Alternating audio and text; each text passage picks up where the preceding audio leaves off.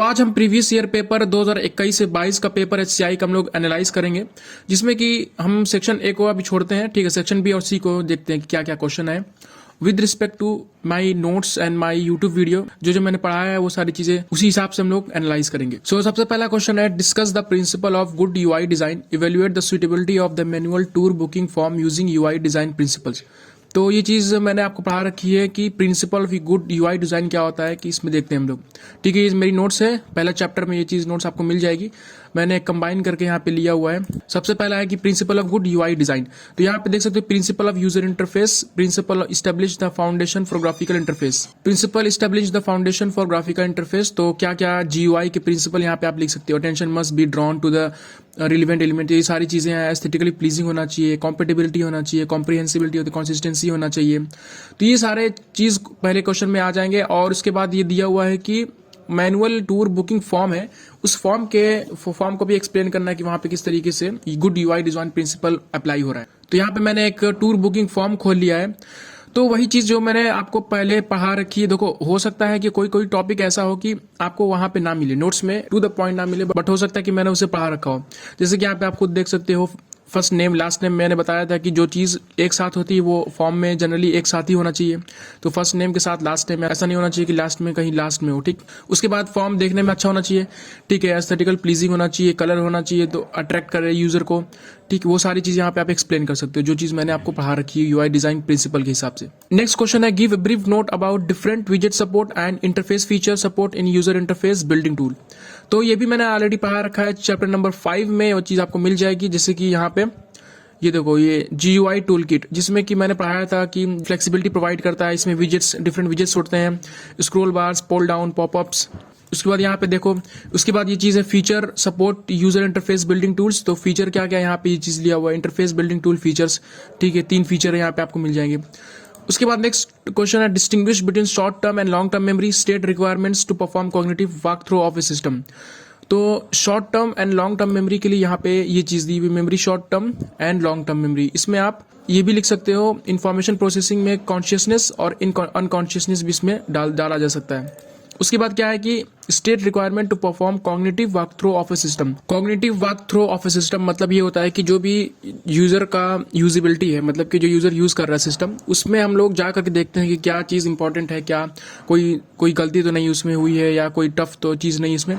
तो वही चीज बोल रहा है यहाँ पे कि किस तरीके से हम लोग वॉक थ्रू करके सिस्टम को समझ सकते हैं, यूजिबिलिटी यूजर की। तो ये चीज भी मैंने आपको एक पढ़ाई एक्सप्लेन कर सकते हो कि जो भी यूजिबिलिटी है यूजर की, मतलब कि जो यूज कर रहा है यूजर कंप्यूटर को या वेबसाइट को, वो इजी होना चाहिए, ठीक है। देखने में इंजॉयबल होना चाहिए, यूजर इंटरफेस का अच्छे से यूज होना चाहिए। वही चीज आप लिख सकते हो, जो भी यूजर इंटरफेस का प्रिंसिपल है वही चीज यहाँ पे भी आप लिख सकते हो। उसके बाद आपका explain various drag and drop method in detail with example. देखो, ये चैप्टर 4 से क्वेश्चन है, जो कि मैंने पढ़ाया नहीं है, बट आपको चैप्टर 4 में ये मिल जाएगा, आप पढ़ सकते हो कहीं से भी। उसके बाद explain about human interaction and human interaction speed computers. ये ह्यूमन कंप्यूटर इंटरेक्शन मैंने आपको पढ़ाया चैप्टर नंबर 2 में, क्या होता है ह्यूमन कंप्यूटर इंटरेक्शन। HCI की स्टडी के बारे में प्लान करना, स्टडी करना, उसी को बोलते हैं ह्यूमन कंप्यूटर इंटरेक्शन। और ह्यूमन कंप्यूटर इंटरेक्शन स्पीड ये है, reading speed, listening speed, speaking speed, keying speed 200 से 180 वर्ड पर सेकेंड, मतलब कि स्पीड यहाँ पे बताते हैं, ठीक। तो ये चीज हो जाएगी ह्यूमन कंप्यूटर स्पीड की। सेक्शन C से हम देखते हैं question number 1, explain screen navigation and flow in screen design, जो कि अब मैंने इसे भी पढ़ाया है, स्क्रीन नेविगेशन एंड फ्लो, जिसमें कि आप देख सकते हो कि स्क्रीन नेविगेशन मतलब कि जो भी हम इंफॉर्मेशन सर्च करते हैं, देखते हैं वेबसाइट पे, उसी को हम लोग नेविगेशन बोलते हैं। जो कि ऑब्वियस होना चाहिए, वे गाइड करे आंख को, ठीक है, एरो से या इमेज से हम लोग वेबसाइट में यूजर को गाइड करते हैं कि यहाँ पे जाना है, वहां पे जाना है। तो वह सारी चीज यहाँ पे एक्सप्लेन मैंने की रखी है। Explain the various type of user and the organisation issues to be consider in designing interactive system. User and organisation issues to be consider in designing interface system, मतलब कि यूजर और जो ऑर्गेनाइजेशन है उसकी क्या क्या चीजें हम ध्यान रखें जब भी इंटरेक्टिव सिस्टम बनाते हैं।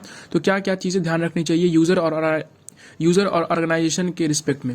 तो यहाँ पे सबसे पहले देख लेते हैं यूजर के रिस्पेक्ट में क्या चीज़ हमें ध्यान रखनी चाहिए। तो यहाँ पे the users knowledge and experience की यूजर की नॉलेज क्या, एक्सपीरियंस क्या है, ह्यूमन कंसिडरेशन में वही चीज़ आ जाएगी, ठीक।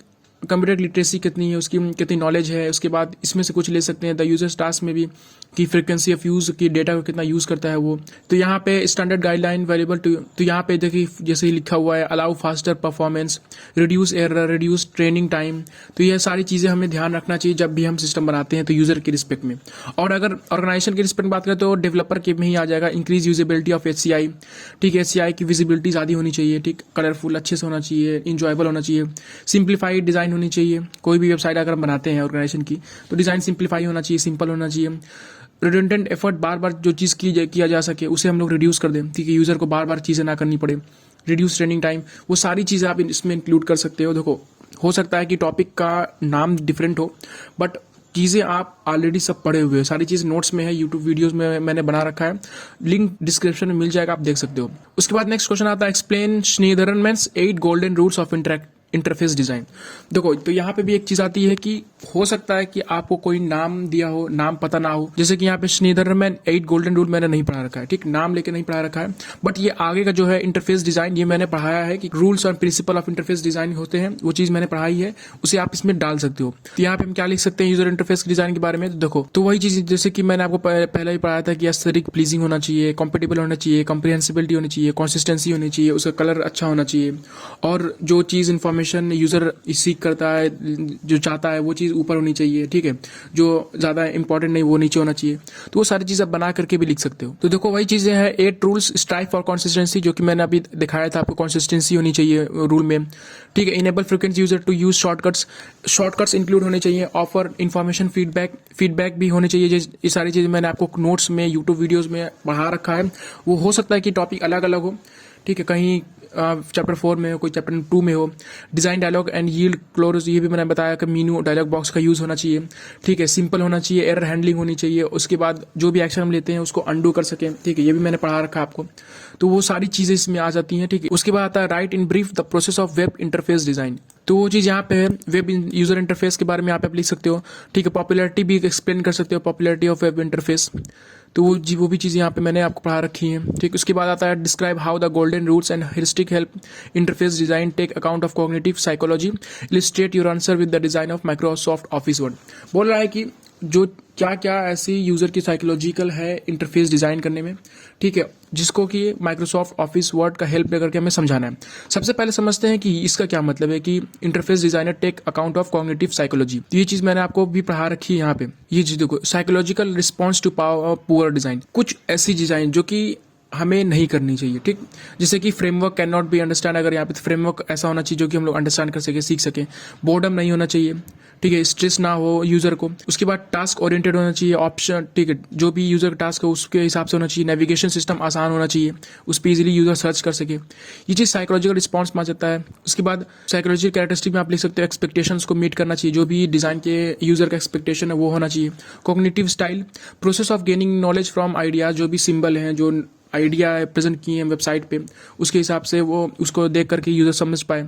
स्ट्रेस लेवल यूजर का ज़्यादा ना हो, ठीक है। ये सारी चीज़ साइकोलॉजिकल रिस्पॉन्स में आ जाता है, जो कि मैंने यहाँ पे अभी पढ़ा है। Interface designer take account of cognitive psychology, ठीक। अब माइक्रोसॉफ्ट वर्ड किस तरीके से यूजफुल होता है ये समझते हैं। तो देखो माइक्रोसॉफ्ट ऑफिस का एग्जाम्पल लेके आप किस तरीके से समझा सकते हो, इसमें आप बता सकते हो कि जिस तरीके से एक प्रॉपर ढंग से ग्रुपिंग है, ठीक है, एक ग्रुप, यहाँ पे एक ग्रुप है, यहाँ पे अलग ग्रुप है, ठीक है, यहाँ पे एक अलग से लिखा हुआ है। तो वो सारी चीज़ें आप समझा सकते हो कि ग्रुपिंग बहुत हेल्प करती है यूज़र को इन्फॉर्मेशन समझने में। यहाँ पे एक वाइट कलर का दिया हुआ है, कलर भी डिफरेंट है, देखो यहाँ पे वाइट है, यहाँ पे ब्लू है, तो कलर जो डिफरेंट होता है, कलर डिफरेंस में वहाँ पे भी हम डिफरेंस समझ सकते हैं, डिस्टिंग्विश कर सकते हैं। उसके बाद एक प्रॉपर कलर दिया गया है, यहाँ पे रेड कलर है, तो हम समझते हैं कि हाँ यहाँ कलर चेंज के लिए ये, तो इससे हम लोग ये समझते हैं कि टेक्स्ट का अगर कोई चीज़ चेंज करना हो, बोल्ड करना हुआ या कर्सिव करना हुआ या अंडरलाइन करना हो, तो यहाँ से हम कर सकते हैं। तो ये एक प्रॉपर इन्फॉर्मेशन दे रहा है, इस तरीके से आप सोच करके एक्सप्लेन कर सकते हो जो भी आपको क्वेश्चन पूछा होगा, ठीक। उसी बात है what are the roles of icons, graphics and colour in providing feedback. मतलब कि यूजर को फीडबैक प्रोवाइड करने में आइकन्स, ग्राफिक्स और कलर किस तरीके से हेल्पफुल होते हैं। जैसे कि आप देखो यूजर में यहाँ पे रेड कलर है, तो इसका मतलब ये होता है कि कुछ यहाँ पे डेंजर हो सकता है, काटेंगे तो प्रॉब्लम हो सकती है। तो ये सारी चीज़ मैंने भी ऑलरेडी आपको पढ़ा रखा है कि किस तरीके से कलर इंपॉर्टेंट होते हैं, ग्राफिक्स, आइकन्स जो डिस्प्ले करते हैं वो किस तरीके से इंपॉर्टेंट होते हैं फीडबैक प्रोवाइड करने में। तो जो आइकन्स होते हैं किस तरीके से वो क्या काम करते हैं, वो यूज़र को जो नॉलेज देते हैं उस वही चीज़ आपको यहाँ पे भी लिखनी है। उसके बाद आपका क्वेश्चन नंबर 6 का A, list various statistical graphic form and explain surface charts graphic and histogram with suitable example. तो स्टैटिस्टिकल ग्राफ यहाँ पे मैंने एक्सप्लेन किया कि क्या होता है, किस तरीके से होता है। जैसे कि ये देख सकते हो आप, statistical graph data present graphical format, great number of idea, shortest form, ठीक है, data presentation, scale and scaling, ठीक है, ये सारी चीज़ आप एक्सप्लेन कर सकते हो उसमें। उसके बाद आता है आपका what is usability in user interface design, why usability important, explain the principal of user interface design.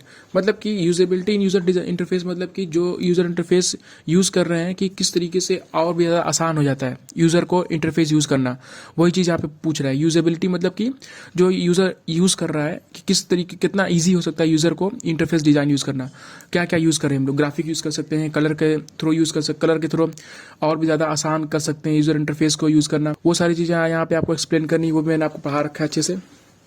उसके बाद प्रिंसिपल ऑफ यूजर इंटरफेस, जो चीज़ मैंने बताई आपको वो भी आपको एक्सप्लेन करना है, जो मैंने आपको बता रखी है इसमें, ठीक है। अभी उसके बाद आता है एक्सप्लेन 8 इंटरेक्शन डिवाइसेस। तो देखो जैसे कि 8 इंटरेक्टिंग पॉइंटिंग डिवाइस आपको एक्सप्लेन करना है। तो 2 तरीके के आते हैं, एक डायरेक्ट कंट्रोल आता है, एक इनडायरेक्ट कंट्रोल में आता है। Light pen, touch screen, tablet, PC, stylus, mouse, notepad, वो चीज़ आप एक्सप्लेन कर सकते हो इसमें, ठीक है, 8 इंटरेक्शन डिवाइसेस में। उसके बाद यहाँ पे आता है गेस्चर रिकॉग्निशन, स्पीच रिकॉग्निशन, ये सारी चीज़ भी उसमें आती है। उसके बाद आप explain normal 7 principle for transferring difficult task to simple one in design. मतलब कि जो टास्क डिफिकल्ट है उसको हम लोग सिंपल कैसे कर सकते हैं डिज़ाइन का यूज़ करके। वही चीज़ फिर से यहाँ पे आ जाती है, कॉन्सिस्टेंसी का यूज़ करना है, ठीक है, और कॉन्सिस्टेंसी यूज़ करना है, कॉम्पेटिबिलिटी होनी चाहिए, कॉम्प्रिहेंसिबिलिटी होनी चाहिए, एस्थेटिक प्लीजिंग डिज़ाइन होना चाहिए, ग्राफिक अच्छा होना चाहिए, कलर अच्छे से यूज़ करें हम लोग। उसके बाद जो इंपॉर्टेंट डेटा उसे ऊपर रखें, यूज़र के लिए इंपॉर्टेंट जो इंपॉर्टेंट नहीं है उसे नीचे रखें। तो इस तरीके से हम लोग पूरे पेपर को एक्सप्लेन कर सकते हैं। बस प्रॉब्लम ये है कि हो सकता है कि डायरेक्टली आपको जो टॉपिक बताया गया जो आप पढ़े हो सकता है वो चीज़ डायरेक्टली ना आई हो। कहीं ना कहीं जो चीज़ आप पढ़े हुए हो वो चीज़ें आने वाली हैं। प्रेजेंस ऑफ माइंड वहाँ पे रखना है, जो भी चीज़ आप पढ़े हो उसी चीज़ को बस एक्सप्लेन करना है। जितनी मैंने वीडियो बनाई है उसकी प्लेलिस्ट की लिंक आपको डिस्क्रिप्शन में मिल जाएगा और नोट्स की भी लिंक आपको डिस्क्रिप्शन में मिल जाएगा, वहाँ पे आप चेक कर सकते हो।